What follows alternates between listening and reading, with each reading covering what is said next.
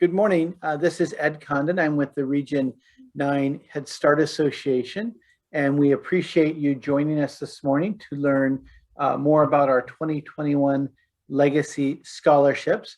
This call is being recorded so that we can share it with individuals who have interested in hearing the details and want to listen to the recording. So what we'll ask you all to do is to stay muted until we get to our question and answer section, and then we'll open it up for discussion at that point. But we have a few slides to go through first, and then we'll have question and answer at the end.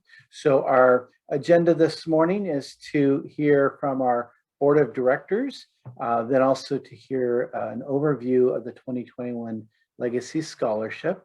We'll give you outline of the three-step application process, the timeline, and then, as I say, question and answers. And you'll notice on the right side of the slide, we have one of our winners from last year, Cedric Ondura from Family Support Services in Hawaii. And so you'll see photos of folks who've won in years past, and you're more than welcome to ask questions about the winners and give an idea of sort of how we, what kind of candidates that we're seeking as we go forward. So with that, I'd like to go ahead and welcome our two board members, Lori Cox and Colleen Versteeg. Lori, if you want to give a little background from the board's perspective, and Colleen as well. Well, I'm super excited to be here. I have a background in higher education, spent about 8 years working in higher education. So I love the scholarship program. It's an incredible program. As kind of mentioned in the original email, between all of our areas of Nevada, Arizona, California, Hawaii, and the Pacific region, we serve about 130,000 kids each year. And 30,000 adults are part of that service, and you all hold different positions and have different goals and different dreams that you'd like to accomplish. And this is one of the ways that we can give an opportunity to do that, because Head Start really is all about opportunity. And whether that's for the child and our families or us, we want people to take advantage of those opportunities. So welcome, we're so glad you're here, and that's some of the reason why we do all this. Great. Colleen? Thanks. Good morning. My name is Colleen Versteeg, and I am an executive director at Orange County Head Start. I think Lori said most of that, but I just want to talk a little bit about the importance of our staff to us as directors and what you achieve each and every day with what you do with the families. And we want to be here as a Region 9 Head Start Association to support you in your own goals in moving forward, in particular your educational goals, so that you can continue to learn and grow as we do as Head Start organizations. We're really excited to have you here, and we're really excited to have many of you apply for this. We've heard wonderful things from our past winners who you will see pictures of, and we are very excited to be able to work with all of you this year. Thanks, Ed. Great. Thanks, Thank you, Colleen, and thanks, Lori. And I wanted just to add on one piece, and that is about our donors, retirement benefits group that's led by George Frazier, as well as sort of our chief fund, the One America Foundation, have been sponsors of this project for the last 3 years and have really done an amazing job of bringing folks on board in terms of donating to this. They are, as you may or may not know them, retirement plan managers and work with many Head Start agencies, and they're dedicated to the well-being of Head Start staff, and they recognize that donating to our scholarship fund is one more way for them to give back and for them to support you, not just in the future as you do your retirement planning, but in the present as you're earning your credentials, your degrees, your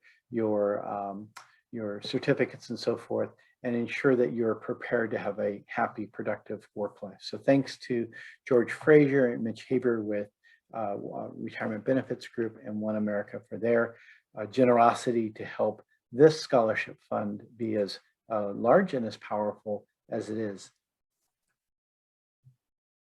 So let me take care of my slide and just go over a few of the details as we go into this year. The 2021 Legacy Scholarship Fund is dedicated to supporting full-time employees who work in member organizations. So one of the critical pieces you'll want to know is if you're an organization as a member of the Region 9 Head Start Association.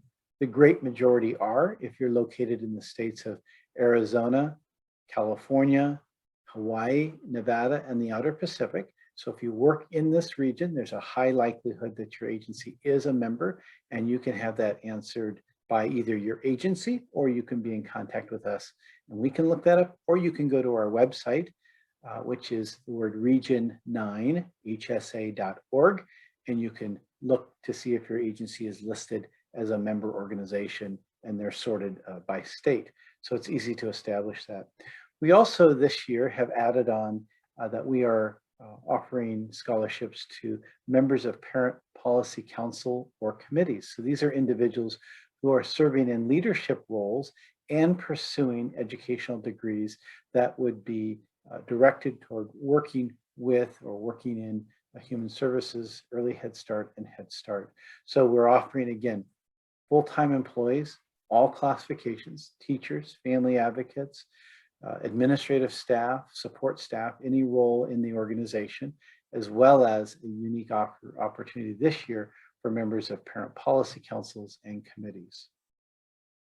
We are looking to offer these scholarships to individuals who are attending school full-time.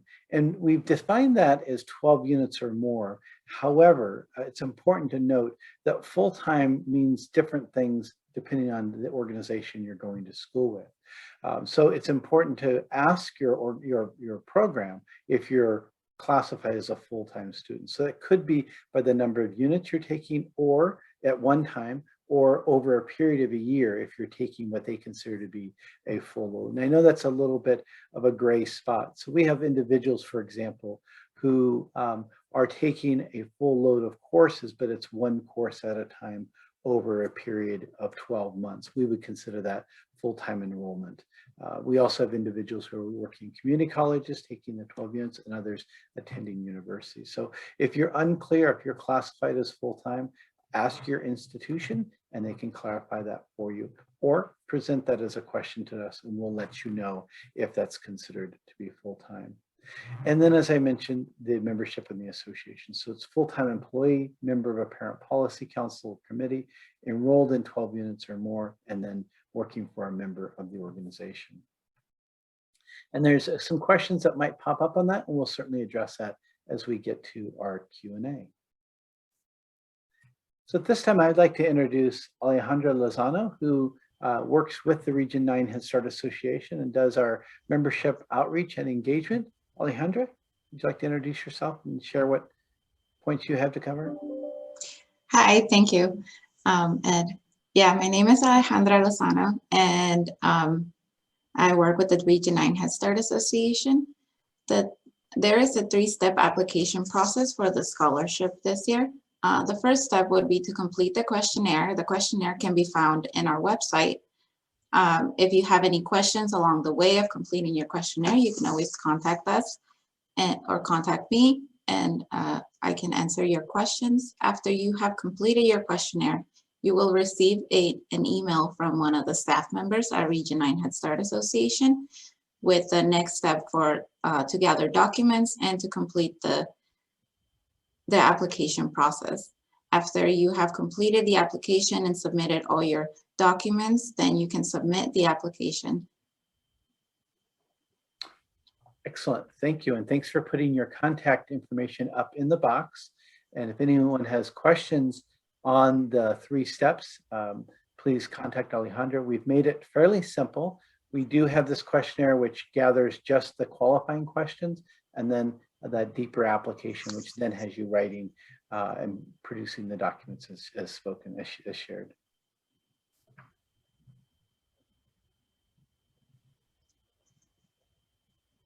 The timeline for the process for the scholarships is up on the slide.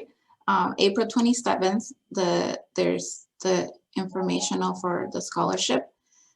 For April 28th, the application portal opens. That is for the gathering the documents if you have received an email from us. And May 18th is the deadline to submit your application along with your documents. If you have any questions along the way, you can always contact us or contact me at the information on the chat box. Wonderful. And we should add to the timeline just a couple more pieces that roll on through the year. So once we have our group of winners, we like to honor our group of winners with a celebration. Typically, it's associated with our family engagement conference, but we also look to find out if you happen to be attending other conferences. The family engagement conference is planned this year to be virtual, so that'll make it easy, and we'll elect, as we did last year, probably an hour morning where we will have a moment to celebrate you and the accomplishments that you've made. So we want you to know that that's planned in the timeline in the next 12 months for the winners. And then we also gather from you photos and success stories so that we can celebrate the work that you're doing through social media as well. So there'll be invitations for you to participate throughout the year in the different activities.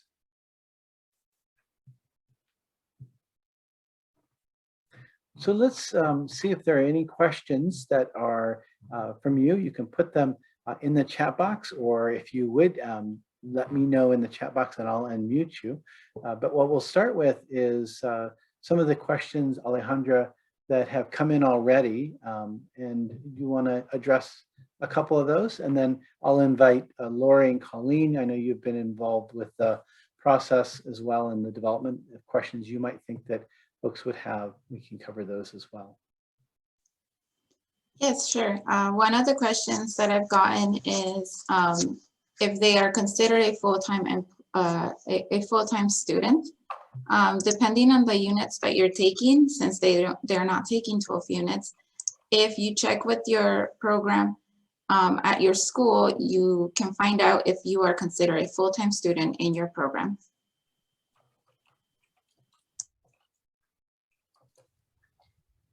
So Ed, can I add to that just real quick? I know there's a lot of private schools that are doing where you're required to take 1 or 2 classes at a time. I think that's sometimes the questions that folks have. And if you're fulfilling what your school requires in terms of 1 or 2 classes in that expedited manner, that 6, 8, 10-week manner, then that would consider you to be a full-time student, correct? Yes, exactly. And that's our hope, is for folks to really think through the question and not just say, oh, it's not 12 units right now. It's over a period of time, and it's a commitment to the program that they're attending. And there's a question in the chat from Nancy. It says, in order to qualify for the scholarships, do you need to meet all the requirements mentioned at the beginning of the webinar? And so Nancy, yes, so that's a part of what the questionnaire will ask you, is as you go through those questions, the questionnaire asks these points. And if you do not meet those satisfactorily, then we'll let you know that you did not qualify to actually submit an application. If you meet those, then we send you the link, and then you go into the deeper application, which is where you will attach your 3 documents, the letter from your supervisor, the letter from an advisor or professor that you're in school and working along on that program, and then your unofficial transcripts, meaning just sort of a record of your accomplishments, what you're enrolled for. Not a class list, but a sort of a historical record of the courses you've been taking. All those items are pretty accessible from your various connections, whether it's a counselor, advisor, the school office, your supervisor, and so forth. Another question from Diana, and I'll give this one to you, Alejandra. I'm not a member of the Parent Policy. I am not a Parent Policy Council member, but I am a full-time student. My agency is an R9HSA member. Is that okay?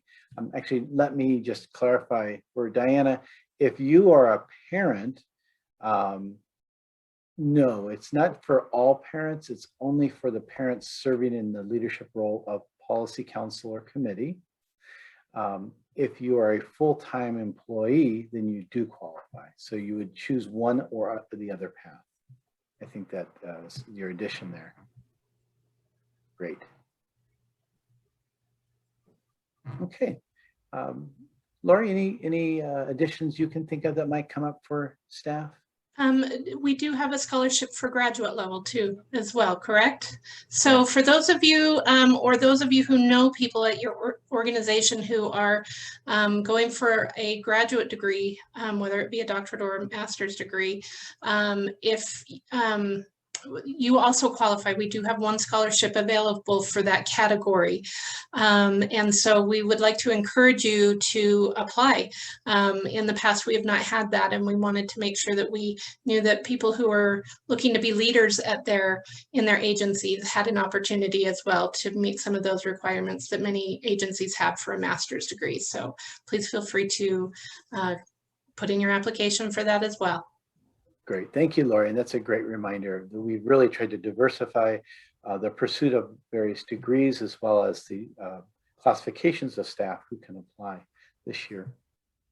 So I want to keep mindful of everyone's time and just sort of bring this to a close. There is one secret I'd like to share, and that is we don't get nearly as many applications as you would think. Last year we did receive about 80 inquiries and received then about 30 applications, but we were able to fund 20 of those scholarships. So I want to encourage you to share out with your friends, to colleagues who work in Head Start. This is a great opportunity, and there's certainly a likelihood of you winning a scholarship based on the need that exists in our community and what tends to be a lower level of applications of requests for the funds. So we have the dollars in. Last year, I think we funded about 20 scholarships. So great chance for you and your colleagues to gain some funds for higher education. Ed, may I add something real quick? Please do.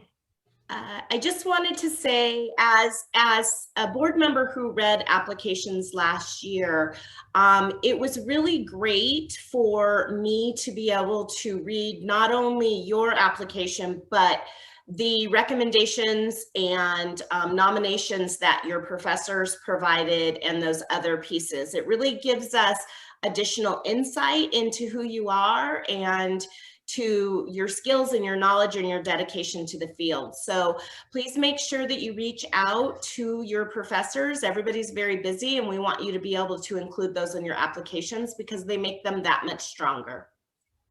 A great point, Colleen. And I know others who read that feel the same way. Those documents offer insight.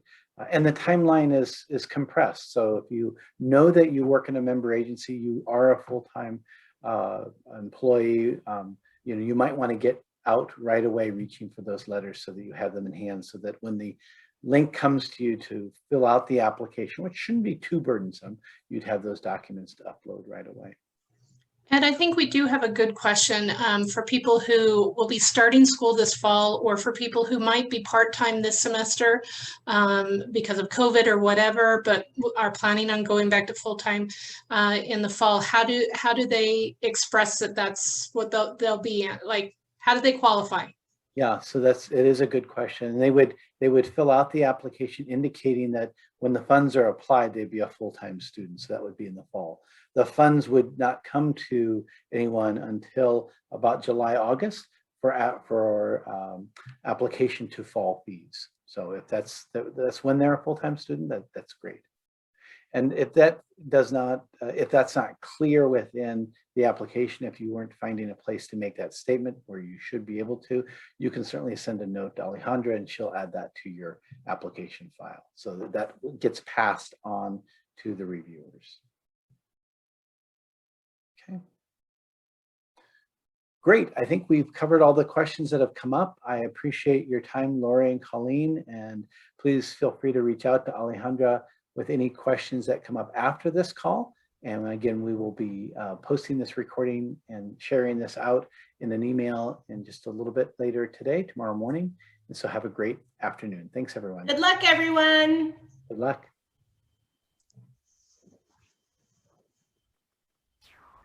Thank you.